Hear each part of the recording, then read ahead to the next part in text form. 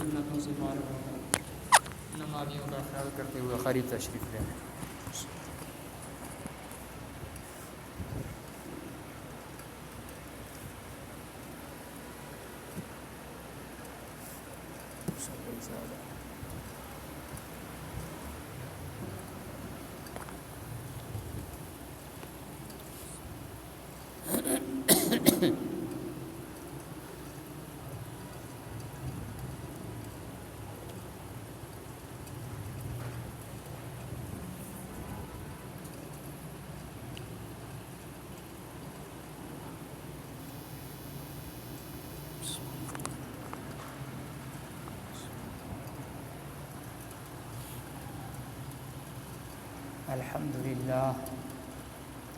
الحمد لله نحمده ونستعينه ونستغفره ونؤمن به ونتوكل عليه ونعوذ بالله من شرور أنفسنا ومن سيئات أعمالنا من يهده الله فلا مضل له ومن يضلله فلا هادي له ونشهد أن لا إله إلا الله وحده لا شريك له ونشهد أن سيدنا وسندنا وحبيبنا ونبينا ومولانا ومأوانا وملجانا محمدا عبده ورسوله أرسله بالحق بشيرا ونذيرا وداعيا إلى الله بإذنه وسراجا منيرا صلى الله عليه وعلى آله وصحبه وبارك وسلم تسليما كثيرا كثيرا أما بعد فأعوذ بالله من الشيطان الرجيم بسم الله الرحمن الرحيم يا أيها الذين آمنوا كتب عليكم الصيام كما كتب على الذين من قبلكم لعلكم تتقون أياما معدودات فمن كان منكم مريضا أو على سفر فعدة من أيام أخر وعلى الذين يطيقونه فدية طعام مسكين فمن تطوع خيرا فهو خير له وأن تصوموا خير لكم إن كنتم تعلمون شهر رمضان الذي أنزل فيه القرآن هدى للناس وبينات من الهدى والفرقان فمن شهد منكم الشهر فليصم ومن كان مريضا أو على سفر فعدة من أيام أخر يريد الله بكم اليسر ولا يريد بكم العسر ولتكملوا العدة ولتكبروا الله على ما هداكم ولعلكم تشكرون صدق اللہ العظیم۔ اے ایمان والو، فرض کیا گیا ہے تم پر روزہ جیسے فرض کیا گیا تھا تم سے پہلوں پر، تاکہ تم پرہیزگار ہو جاؤ۔ چند روز ہیں گنتی کے، پھر جو کوئی تم میں سے بیمار ہو یا مسافر ہو تو اس پر ان کی گنتی ہے اور دنوں میں، اور جن کو طاقت ہے روزے کی ان کے ذمے بدلہ ہے ایک فقیر کا کھانا۔ پھر جو کوئی خوشی سے کرے نیکی تو اچھا ہے اس کے واسطے، اور روزہ رکھو تو بہتر ہے تمہارے لیے اگر تم سمجھ رکھتے ہو۔ مہینہ رمضان کا ہے جس میں نازل ہوا قرآن، ہدایت ہے واسطے لوگوں کے اور دلیلیں روشن راہ پانے کی اور حق کو باطل سے جدا کرنے کی۔ سو جو کوئی تم میں سے پائے اس مہینے کو تو ضرور روزے رکھے، اور جو کوئی بیمار ہو یا مسافر ہو تو اس کی گنتی پوری کرنی چاہیے دوسرے دنوں میں۔ اللہ تعالیٰ تم پر آسانی چاہتے ہیں، نہیں چاہتے تم پر دشواری مشکل، اور اس واسطے کہ تم پوری کرو گنتی تاکہ بڑائی کرو اللہ کی اس بات پر کہ تم کو ہدایت کی، اور تاکہ تم شکر گزار بندے بنو۔ یہ سورہ بقرہ کی آیت نمبر 183 سے 185 تک تلاوت کی ہے۔ اس میں رمضان المبارک کے روزوں کا سے متعلق احکامات ہیں۔ شروع اسلام میں جب روزے ابھی فرض نہیں ہوئے تھے تو حضور علیہ السلام ہر مہینے 3 روزے رکھا کرتے تھے، اور عاشورے کا یعنی 10 محرم الحرام کا روزہ بھی حضور علیہ السلام رکھا کرتے تھے۔ اور روزہ صرف مسلمانوں پر فرض نہیں کیا گیا، بلکہ اسلام سے پہلے آدم علیہ السلام سے لے کر حضرت عیسیٰ علیہ السلام تک تمام انبیاء علیہم السلام پر اللہ تعالیٰ نے روزوں کو فرض کیا ہے۔ پھر کسی پر زیادہ روزے فرض ہیں، کسی پر کم کیے۔ رمضان المبارک کے روزے اللہ تعالیٰ نے امت مسلمہ پر فرض کیے۔ پھر فرضیت کے بعد ایک چیز یہ بیان فرمائی،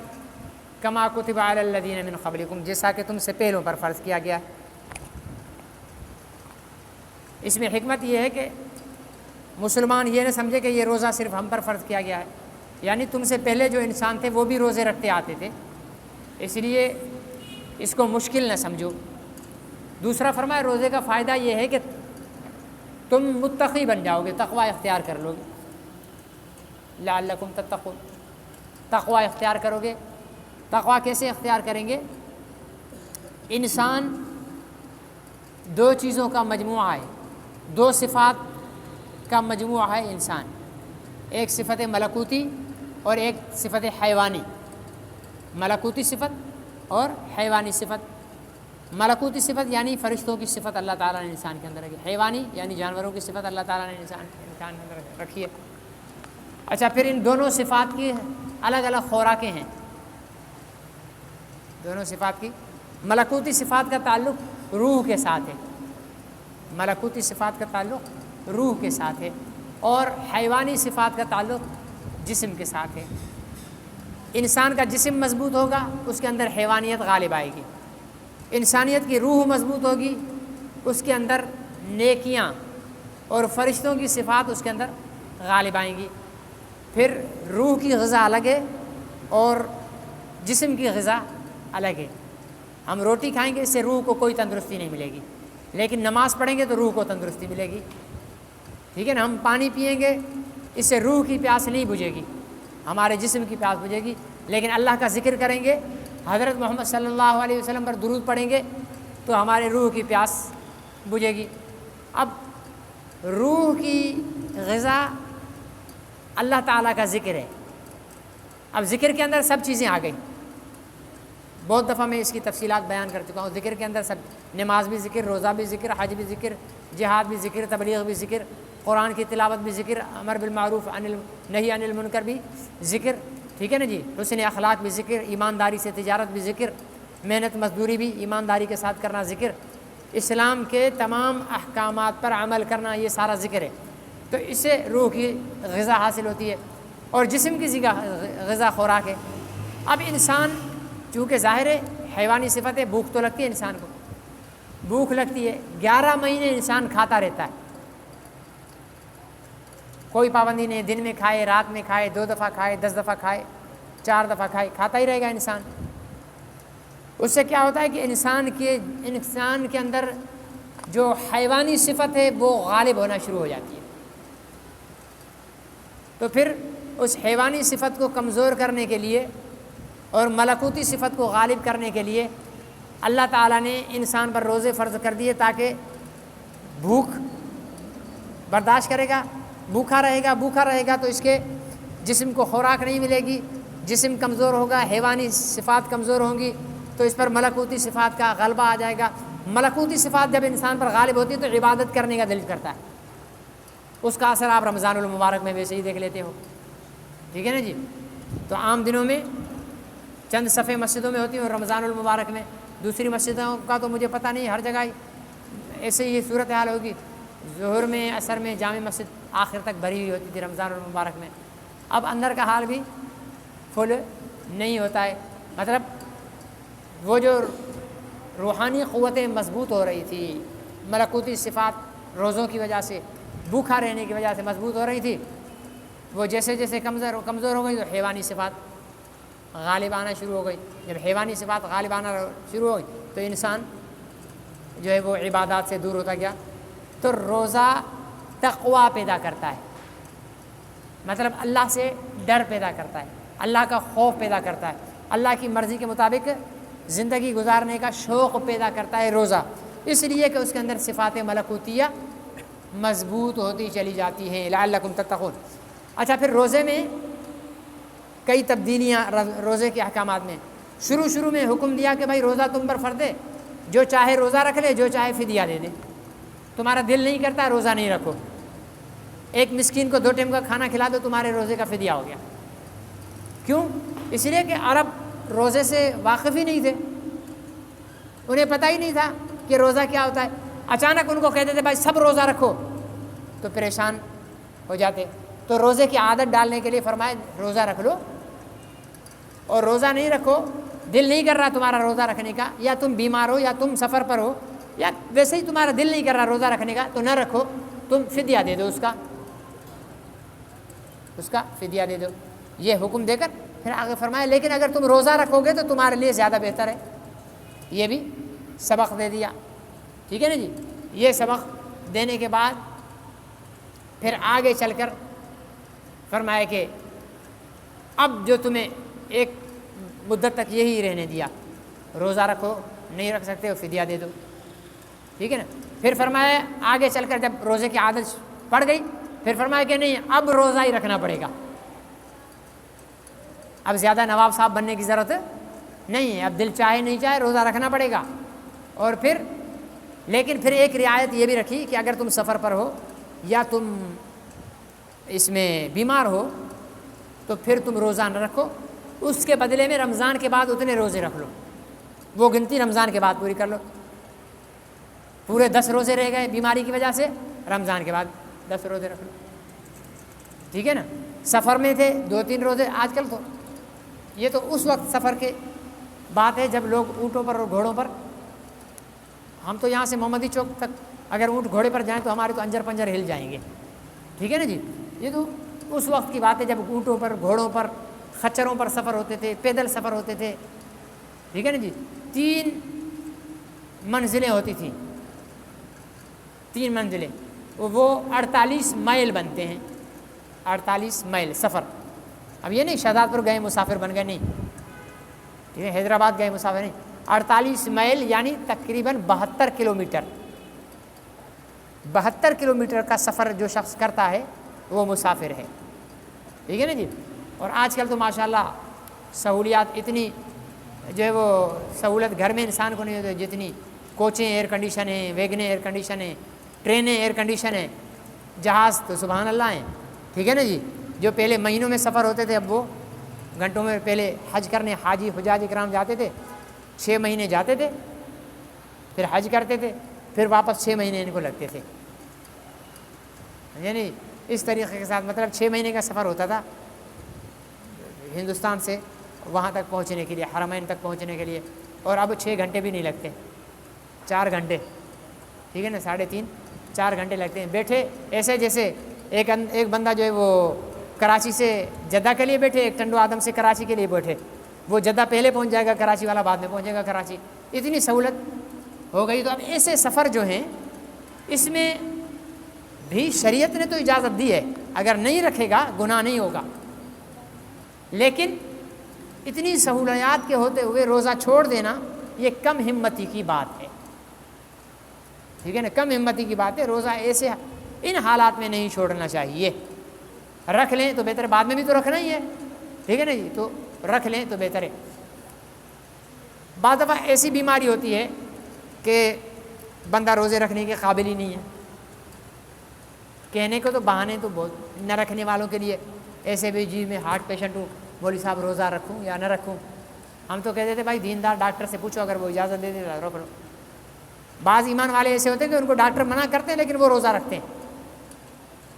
ٹھیک ہے نا، وہ کہتے ہیں تمہاری میڈیکل کی ایسی کہ ہم نہیں مانتے، ہم روزہ رکھیں گے، اور اللہ تعالیٰ ان سے پورے روزے رکھوا لیتے ہیں، ٹھیک ہے نا۔ ایک دوست بیچارہ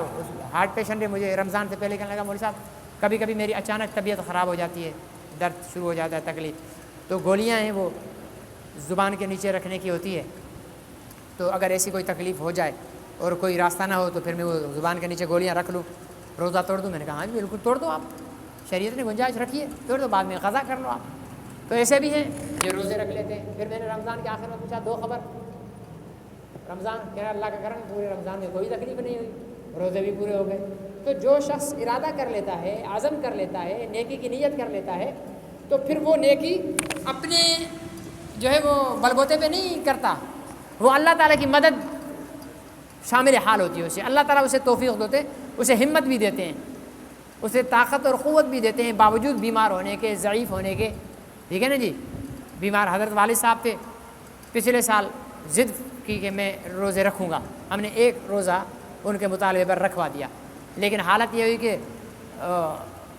بالکل طبیعت نڈھال ڈاؤں، آواز بھی نہیں نکل رہی تھی، یہ حالت ہو گئی۔ پھر ہم نے منتیں سنتیں کر کے، ہاتھا جوڑی کر کے آمادہ کیا کہ نہیں جی آپ روزے نہ رکھیں، اس کنڈیشن میں کمزوری، اتنی کمزوری میں آپ روزے نہ رکھیں، ہم فدیہ ادا کر دیں گے۔ تو ایسے لوگ ہوتے ہیں جو ضد کرتے ہیں کہ ہم روزے رکھیں گے، تو واقعی ایسا کمزور، نحیف، بیمار، لاچار جو ایمان کے بلبوتے پر رکھنا چاہتا ہے لیکن روزہ رکھنے کے بعد اسے نقصان پہنچ رہا ہے، تو پھر اسے روکا جائے کہ نہیں آپ روزہ نہ رکھیں، آپ کو آپ کی نیت کا ثواب ملے گا، ٹھیک ہے نا، آپ کو آپ کے ارادے کا ثواب۔ اچھا پھر ایک اور روزے میں ترمیم ہے، وہ اگلی آیات میں آئے گی، یہاں نہیں، ان آیات میں نہیں ہے جو میں نے تلاوت کی ہے، وہ یہ تھی کہ شروع میں ایسا حکم تھا کہ آپ نے افطاری کر لی، جب تک جاگ رہے ہو کھاؤ پیو، سو گئے روزہ شروع، سو گئے تو روزہ شروع۔ اب جناب یہ تو بڑا مسئلہ ہو گیا، اب بھلے اگر مثال کے طور پر ایک آدمی نے افطاری کی، کھایا پیا، ابھی عشاء میں دیر تھی، وہ سو گیا، اس کی آنکھ لگ گئی، اب اس کا روزہ شروع ہو گیا۔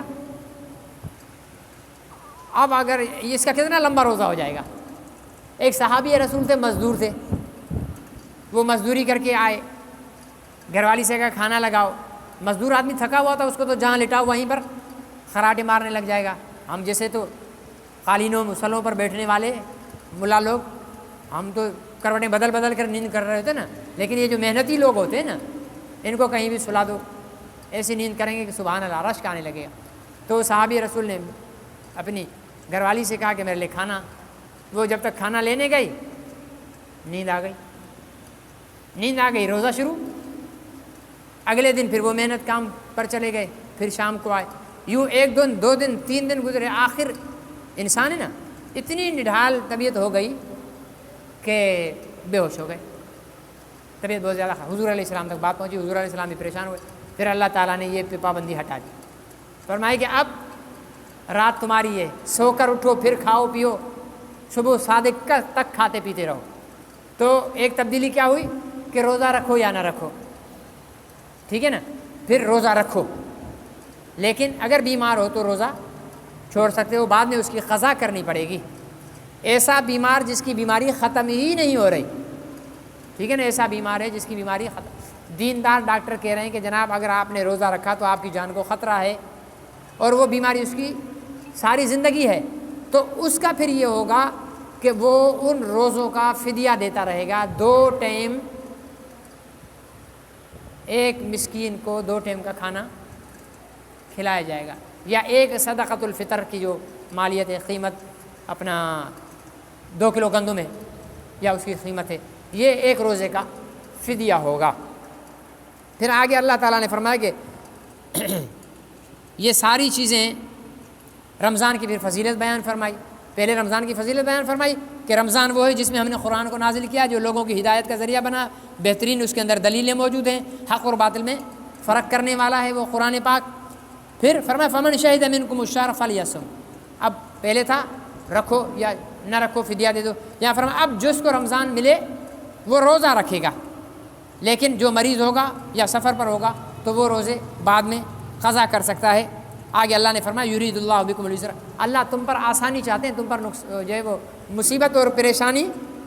نہیں، دوسری جگہ اللہ تعالیٰ نے فرمایا لا یکلف اللہ نفسا الا وسعها، اللہ تعالیٰ کسی بھی جو ہے وہ انسان کو اس کی طاقت سے زیادہ بوجھ نہیں ڈالتے۔ اگر کوئی کہہ رہا ہے نا، صحت مند آدمی اگر کوئی کہہ رہا ہے نا کہ یار روزہ میرے بس کا بات نہیں، وہ جھوٹ بول رہا ہے، اسے طالبان کے حوالے کر دو، اس کو جوتے لگا کر ٹھیک کریں گے، ٹھیک ہے نا۔ جو یہ کہتا ہے نا کہ یار نماز میرے بس کی بات نہیں ہے، وہ بھی جھوٹ بول رہا ہے، وہ بھی جوتوں کے قابل ہے، ٹھیک ہے نا جی۔ دین کے کسی بھی حکم کے لیے کہے نا کہ یہ میرے بس کا نہیں ہے، وہ جھوٹ منافقت کر رہا ہے، اس لیے کہ جو تیرے بس کا ہو نہ ہو وہ اللہ حکم ہی نہیں دیں گے۔ اللہ نے قرآن میں فرما دیا لا یکلف اللہ نفسا الا وسعها، انسان کی طاقت سے زیادہ اسے مکلف ہی نہیں بنایا جاتا۔ یہ کہہ کر اگر روزے کا حکم دیا مطلب روزہ ہماری طاقت میں ہے، نماز ہماری طاقت میں ہے، حج زکوٰۃ یہ ہماری طاقت میں ہے، یہ سارے اعمال ہماری طاقت میں ہیں، ٹھیک ہے نا جی۔ تو یہ کہہ کر جان چھڑانا کافی نہیں ہوگا، اسلام کے تمام احکامات پر عمل کرنا ہوگا، دل مانے تب بھی کرنا ہوگا، دل نہ مانے تب بھی کرنا ہوگا، بالجبر، ٹھیک ہے نا، جبر کے ساتھ بھی اعمال کرنے ہوں گے، نماز پڑھنی ہوگی دل چاہے نہ چاہے، روزہ رکھنا ہوگا دل چاہے نہ چاہے، ٹھیک ہے نا جی، مال ہے حج کرنا ہوگا دل چاہے نہ چاہے، زکوٰۃ دینی ہوگی دل چاہے نہ چاہے، تو اعمال صالحہ سارے کے سارے کرنے ہوں گے۔ تو آج کی اس نشست میں روزے سے متعلق یہ بات معلوم ہوئی، ایک تو روزے کی فرضیت میں 3 تبدیلیاں کی گئی ہیں۔ ایک یہ کی گئی کہ روزہ رکھو چاہو تو، نہ رکھو فدیہ دے دو۔ دوسرا کہا کہ روزہ رکھو ہر صورت میں رکھو، لیکن اگر اپنا بیمار ہوتے ہو یا سفر پہ ہو تو پھر چھوڑ دو، قضا کر لو۔ تیسرا کہ روزہ پہلے سوتے کے ساتھ شروع ہو جاتا تھا، پھر رعایت دی گئی کہ اب نہیں، اب اگر تم افطاری کر کے سو بھی جاؤ پھر تراویح کے لیے اٹھو، تراویح پڑھ کر پھر کھانا کھاؤ، ٹھیک ہے نا، تراویح بھی تو اچھی خاصی ایکسرسائز ہو جاتی ہے نا، جو افطاری کھائی پی ہوتی ہے وہ ساری ہضم، تو پھر تراویح کے بعد بھی آپ کھا سکتے ہو، ساری رات کھا سکتے ہو، اور صبح صادق تک کھانے کی اجازت دے دی گئی۔ اللہ تعالیٰ مجھے اور آپ کو عمل کی توفیق نصیب فرمائے۔ الحمدللہ رب العالمین والعاقبۃ للمتقین، اللہم احسن عاقبتنا فی الامور۔